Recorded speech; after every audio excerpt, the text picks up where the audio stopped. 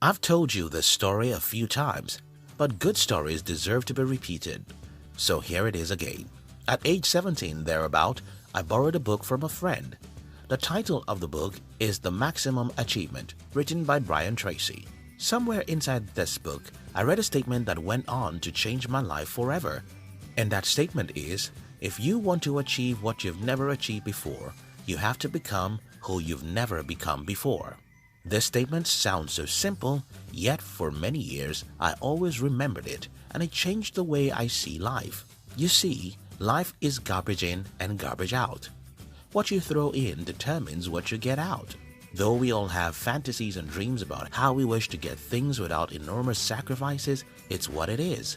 Fantasy. Do you want a new result? You have to become a new person, and that usually means that you'll have to deny yourself certain things. Albert Einstein said, insanity is doing the same thing and expecting a different result. Insanity is when you're willing to get something out of life, but you're not willing to give up anything in return. Below are 7 things I gave up to have the kind of life I have today. If you're new here, consider subscribing so that you won't miss other interesting videos like this. The love of my family members. I am a Nigerian, and in the culture where I grew up, your attachment to your family is forever. You don't get to a particular age and let go of your family members. If you are as unfortunate as I was to be the youngest member of the family, then everyone else wants to tell you what to do with your life, even when you're 30 years old. My life's plan was not in my head, so when I announced that I had a different plan, it was a disaster for me. The plan everyone had for me is to become a PhD holder because a degree is a god in my country. Until recent times. At some point in my life, I had to decide whether I'll continue enjoying the love of my mother, father, and my family members or go after my dream of building a business. I decided for the latter. And as a consequence of that decision, I went through years of trauma because almost everyone in my family is waiting for my absolute crash, and they won't support you because they want their prophecy to come to pass. I don't know the part of the world you are, but I assure you, someone very special to you is going to kick against your dream. That may be your mother, your father, or your friend. You'll find yourself in an emotional crisis. Should I listen to my mother to make her happy and our relationship fine, or should I follow my dream and get my precious mother to disown me? I cried many nights and I'm still shedding tears as I write this script. It was a painful moment for me, and the only reason why I could go after my dream is that I knew all of my life was made up of it. Letting go of my dreams means letting go of my life. I would rather let go of my most precious relationships than to let go of my dreams, and that was it. The social media noise. I was once a Facebook junkie who spent as much as 4 to 5 hours every day on Facebook. I woke up one day and deleted my Facebook account because I was not just wasting my time, I was losing my mind, expecting likes and comments from the people who don't even care about my existence in the universe. Social media is like alcohol. It's not a sin, but it is the best friend of sin. Social media can be the best thing that has ever happened to you, just as alcohol can be good for you if taken moderately. However, like alcohol, social media is greatly addictive, and before you know it, you spend hours and hours scrolling through other people's photoshopped lives. I don't mean that you should stop using social media. For instance, some people claim that YouTube is a social media. I don't see YouTube as a social media because I've built the entire company around YouTube. I sell my company's products via YouTube, and I have a media company that makes good money on YouTube. I also use WhatsApp to communicate with a few important people in my life. The only sacrifice I made is to cut off the noisy and wasteful part of the social media. Do you have a business? Promote it on social media, and spending several hours doing that will be an investment. Or you just posting your photos to expect some likes and comments? Maybe you should give that up for something more productive. The negative friends.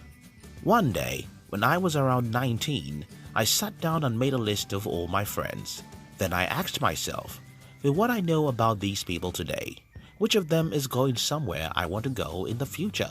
I discovered that most of my friends were not serious about their lives. They believed that my country is doomed, and one of them even depended on the inheritance from his wealthy father. My father is poor, so there's no way I could be a friend with someone who's dependent on what to inherit from his father. I got rid of my negative friends and only kept about 3 friends who are crazy about life.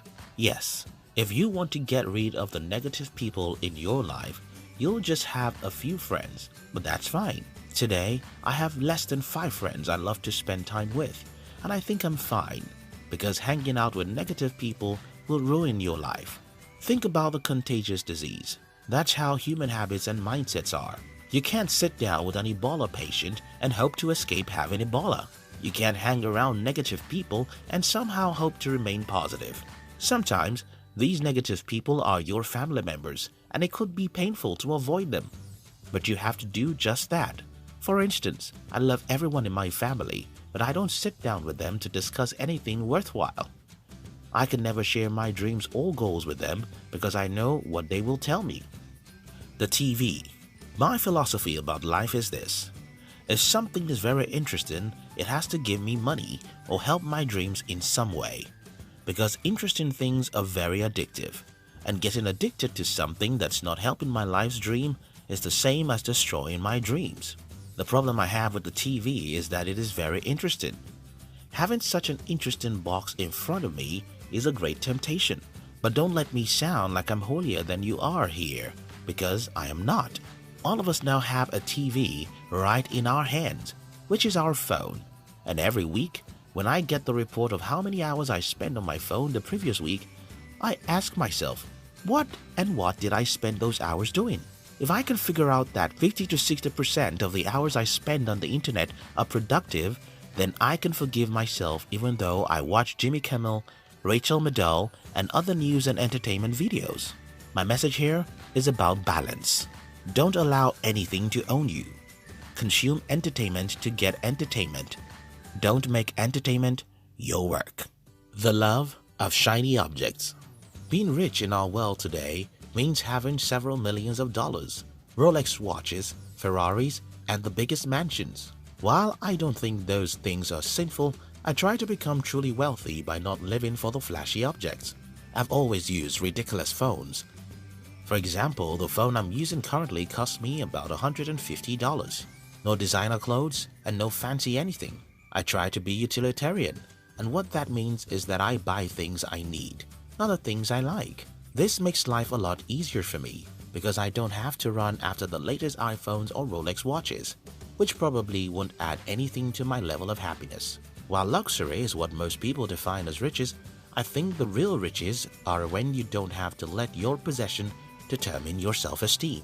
Again, I'm not holier than you because I get tempted and fall for the temptation to look big sometimes, but I seriously know that my true wealth lies in my ability to say no to whatever I don't need. The instant gratification. When I had my first breakthrough in business, what I told myself is, keep living like a poor man, and over the years, I've made it a commandment to live as though I'm earning 20% of what I'm truly earning. If your business gives you $10,000 a month, you'll do your future a great favor if you can figure out how to live like you earn $2,000 or $3,000 a month. That's called delaying gratification. If you like a new car and you have the money to buy it, look for how to double that money and wait till you double the money before you satisfy your loss. That's how to be smart with money. Parties, parties, parties. In my country, Nigeria, a party is a big thing. You have to blow a big party if you're getting married, naming your child, or doing your father's burial. So many people waste a ridiculous amount of money just to impress others that they have the money they don't even have. So when we gave birth to our child, I named her in the hospital, and whenever anyone came to visit us, we simply told them the name of the child. This is a taboo in my culture, and everyone thought that I was crazy. But I didn't see how organizing a big party will make me or my wife happier than we were. What I saw is the amount of money we'll waste, which I'd rather use to employ one more person for my company. Let me end this video the way I started it. If you want to achieve the result you've never achieved, you have to be willing to give up what you've never given up before. We love you.